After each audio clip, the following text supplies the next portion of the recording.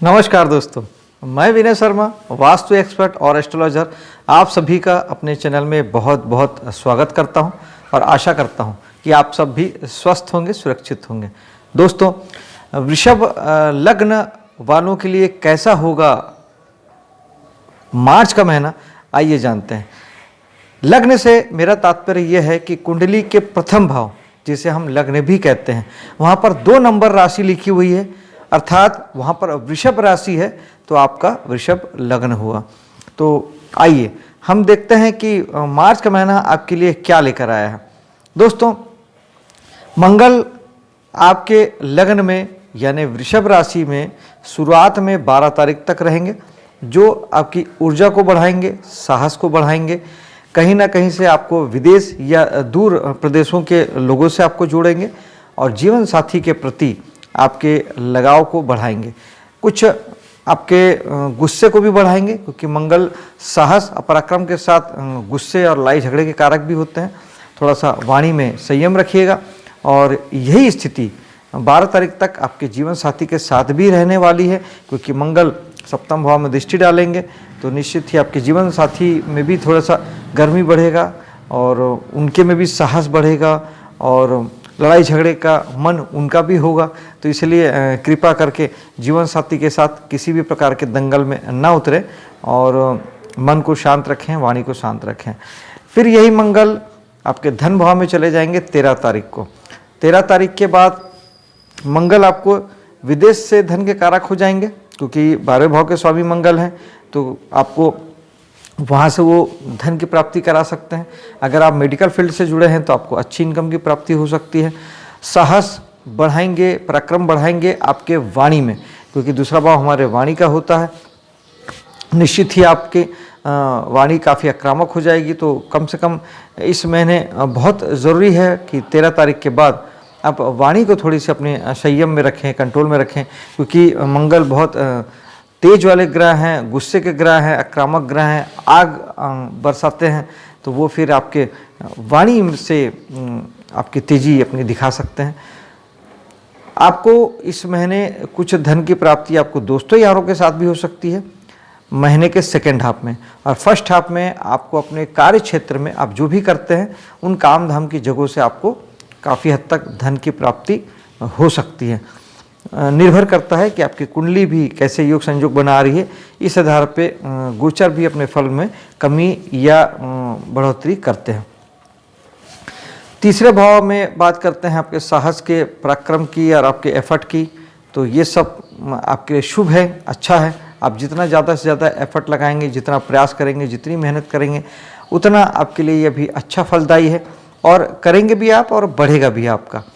साथ ही जो लोग भी कमीशन पे आधारित कोई काम करते हैं, जो लोग किसी प्रकार के एजेंसी के काम से जुड़े हैं, इंटरनेट के माध्यम से आप कोई काम करते हैं, मार्केटिंग के फील्ड में आप जुड़े हैं, साहस से जुड़ के अगर आप कोई काम करते हैं, जैसे पुलिस, मिलिट्री, फायर डिपार्टमेंट होता है, किसी प्रकार के स्पोर्ट्स के कामों से जुड़े हैं और कम्युनिकेशन वाले काम कोई भी हों जिसमें आपको पब्लिक रिलेशन वाले काम जो होते हैं, इस तरीके के सारे कामों में आप अच्छा रन करेंगे, या जो लोग उस कामों को कर रहे हैं उन्हें जीवन में अच्छी उन्नति और तरक्की देखने को मिल सकती है। जो लोग ट्रेवल्स के बिजनेस में हैं उनके लिए भी यही बात लागू होती है। और जो लोग यात्रा से जुड़े हैं, यानी अपने कामों में, नौकरी में या व्यवसाय में जो लोग जितनी ज़्यादा से ज़्यादा यात्रा करते हैं, उनके लिए भी अभी समय बेहतर है और वो अपनी यात्रा के माध्यम से ही जीवन में उठेंगे और उन्हें ज़्यादा से ज़्यादा जो लाभ की प्राप्ति होगी या ज़्यादा से ज़्यादा सफलता है यात्रा के माध्यम से आपको मिलेगी। चौथे भाव की बात करते हैं, जो कि हमारे मन की शांति का होता है और घर का होता है, वाहन का होता है। यहाँ पर आपको थोड़ी सी मेहनत करने की ज़रूरत है। यहाँ अभी अपने आप तो कुछ नहीं होने वाला। इस समय में चूँकि शनि की दृष्टि यहाँ पर है, तो आपको चाहिए कि आप थोड़ा सा घर को लेके भी ध्यान दें, परिवार को लेके ध्यान दें, अपने वाहन आदि को लेके भी ध्यान दें, क्योंकि शनि जहाँ दिखते हैं चाहते हैं कि आप उन चीज़ों के प्रति अवेयर हो जाए, जागरूक रहें और मेहनत ज़्यादा करें और उन चीज़ों को लेके आप ध्यान दें। जब आप इन चीज़ों को लेके ध्यान नहीं देंगे, उस स्थिति में आपको वाहन को लेके, मकान को लेकर, अपने परिवार को लेके, निजी परिवार जो आपका है, जीवन साथी और बच्चे, उसको लेके आपको थोड़ी तकलीफ़ों का सामना करना पड़ सकता है। तो बेहतर यही होगा कि आप थोड़ा सा ध्यान देते चलें।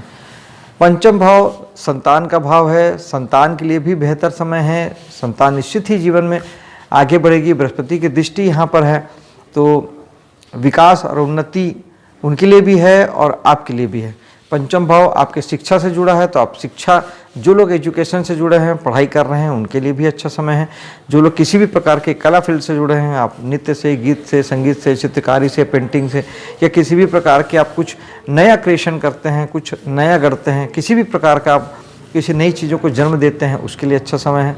जिनकी संतान नहीं है उनके लिए भी, अगर कुंडली में योग संयोग बने हुए हैं तो उनके लिए भी अच्छा समय है। और गोचर के ग्रह सपोर्ट करते हैं कि आपको संतान की प्राप्ति हो जाए, बशर्ते आपके कुंडली में भी योग संयोग होना चाहिए। और पंचम भाव आपके मनोरंजन जगत का भी है, तो आपके हीलिंग के लिए भी ये समय अच्छा है। जिन लोगों को किसी प्रकार की बीमारी थी या किसी प्रकार की तकलीफ थी, तो वो अपने आप को हील कर पाएंगे और काफ़ी बेहतर महसूस कर पाएंगे। छठे भाव नौकरी चाकरी के भाव में बहुत सारे लोगों के साथ ऐसा हो रहा होगा कि आपका मन अभी नौकरी चाकरी में लग नहीं रहा होगा, नौकरी छोड़ने का मन कर रहा होगा, या आप जो भी सर्विस सेक्टर से जुड़े हैं, जिस भी प्रकार के आप सर्विस दे रहे हैं लोगों को, आप चाहे आप नौकरी करके देते हो, चाहे आप अपने खुद के माध्यम से किसी भी प्रकार के आप लोगों को जो सेवा देते हैं, ट्रेडिंग नहीं, बिजनेस नहीं, सेवा देते हैं, जैसे कि लोहार, बढ़ई, राजमिस्त्री, पत्थर लगाने वाला कारीगर, ये अपनी सेवा देते हैं, इंजीनियर, डॉक्टर, वकील, कंसल्टेंसी के माध्यम से सेवा देते हैं, इस तरीके के किसी भी सेवा व्यवसाय में आप हैं तो छठे भाव का काम आप कर रहे हैं यहाँ पर।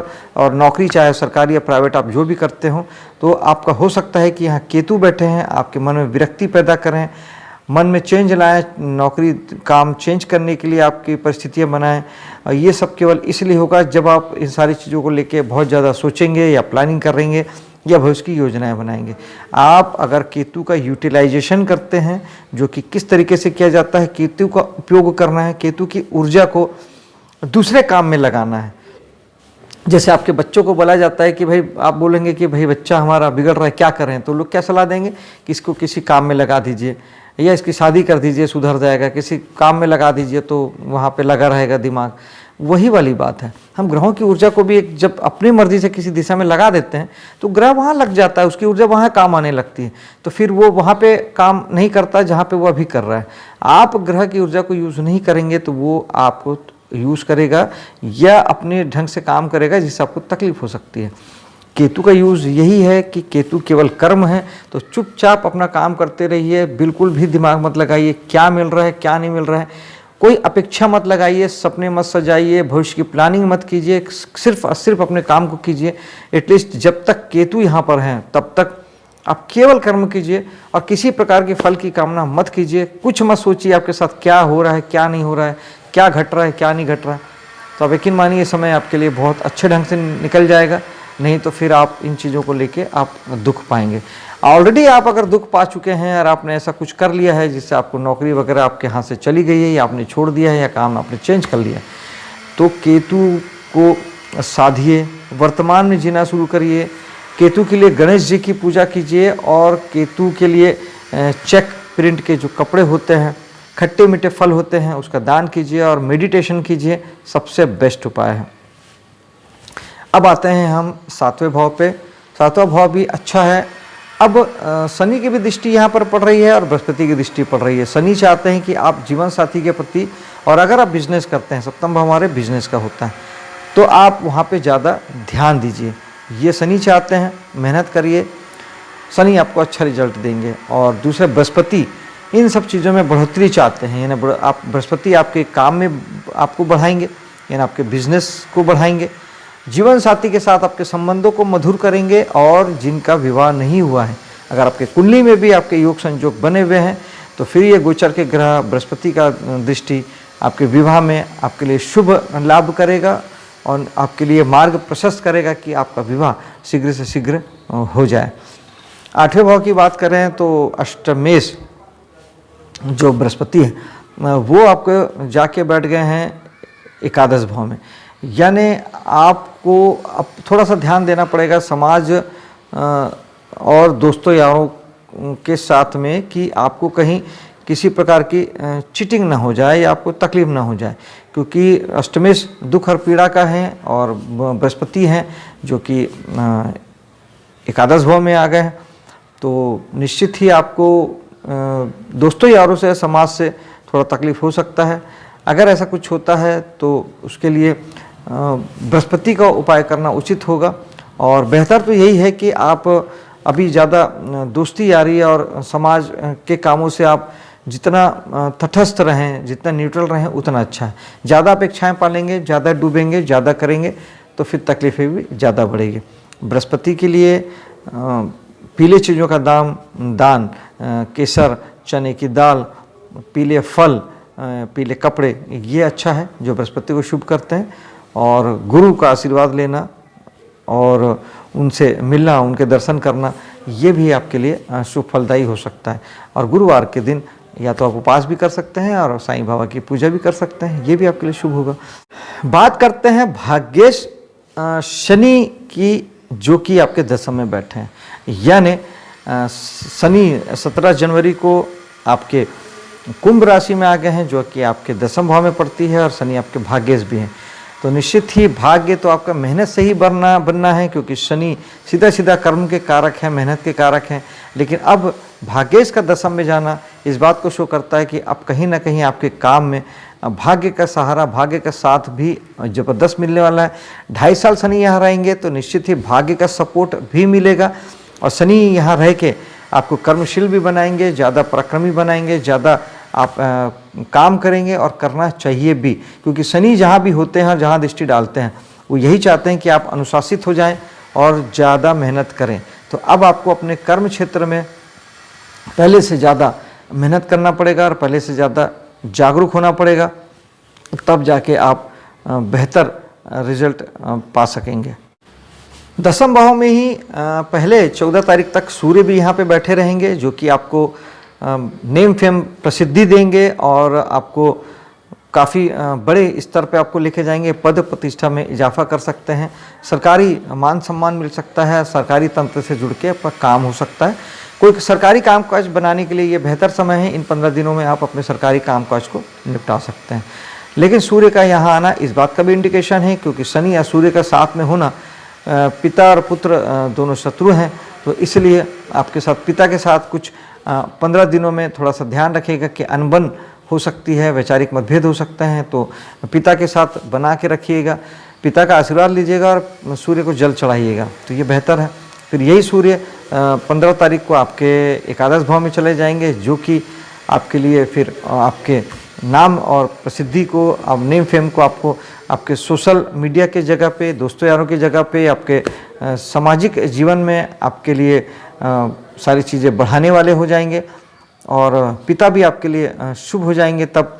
और यहाँ पे बृहस्पति के साथ, शुक्र के साथ, सबके साथ मिलके सूर्य आपके जीवन में 4 चांद लगाएंगे। सामाजिक जीवन आपका बहुत उन्नत होगा, एनजीओ वगैरह के काम में आप आगे बढ़ेंगे और सरकारी प्रतिभूतियों से या सरकारी डिपार्टमेंट से आपको लाभ की प्राप्ति हो सकती है। यहाँ पर बुध भी हैं, दशम भाव में ही बुध पहले 15 तारीख तक बैठे हैं, जो कि निश्चित ही आपको वाणी से, आपके ज्ञान से आपको जीवन में सफलता दिलाएंगे। और फिर यही बुध 16 तारीख के बाद, 16 तारीख को ही जब आपके एकादश भाव में चले जाएंगे, तो समाज और दोस्तों यारों के बीच आपकी वाणी और आपका ज्ञान, आपकी पहचान बनेगी और आप काफ़ी बेहतर ढंग से अपने आप को प्रमोट कर पाएंगे समाज में। और काफ़ी अच्छे दिन आप देखेंगे और आपको काफ़ी अच्छा महसूस होगा, आप बहुत अच्छी फीलिंग के साथ में सारी चीज़ों को कर पाएंगे। और अंत में आपके बात करते हैं 12वें भाव के खर्च के भाव की बात। तो खर्च तो दोस्तों लगा ही होता है, लगा ही रहता है, इसमें कहीं कोई वो नहीं है। लेकिन फिर भी अगर आप 12वें भाव का सबसे अच्छा 2 उपाय होते हैं दोस्तों, एक मेडिटेशन करना जो कि 12वें भाव का ही डोमेन है, और एक कुछ दान करना, और या फिर आप इन्वेस्टमेंट कर सकते हैं। इन्वेस्टमेंट करना, दान देना और मेडिटेशन करना, ये 12 भाव को बहुत अच्छा करता है, जिससे आपके खर्चों में कमी आएगी, बेकार के खर्च नहीं होंगे, जो पैसे लगने हैं सार्थक सही जगह में लगेंगे। आप जब इन्वेस्टमेंट कर देंगे, पैसा हाथ में होगा नहीं तो वो खर्च भी नहीं होगा। ये तो हर चीज़ ऊर्जा है दोस्तों, होगी तो ही बिना जगह खर्च होगी, बिना मतलब के नहीं होगा तो खर्च ही कहाँ, जब होगा ही नहीं तो खर्च कहाँ से करेंगे। इन्वेस्टमेंट इसीलिए उसके लिए बेहतर उपाय होता है। और दान, ये भी 12 भाव को काफ़ी हद तक ठीक करता है। तो गरीबों को अनाथ आश्रम में, बाल आश्रम में, विधवा आश्रम में जाके या किसी भी ज़रूरतमंद को थोड़ा सा दान जरूर कीजिएगा। ये हमेशा आपके 12 भाव को कंट्रोल में रखता है, ठीक रखता है और चीज़ों को बेहतर बनाता है। दोस्तों, आपके लिए महीना शुभ हो, सफल हो, इसी कामना के साथ अब मैं आपसे विदा लेता हूँ। मेरे वीडियो को लाइक शेयर कीजिएगा, मेरे चैनल को सब्सक्राइब कीजिएगा। मिलता हूँ आपसे अगले वीडियो में, तब तक के लिए जय हिंद।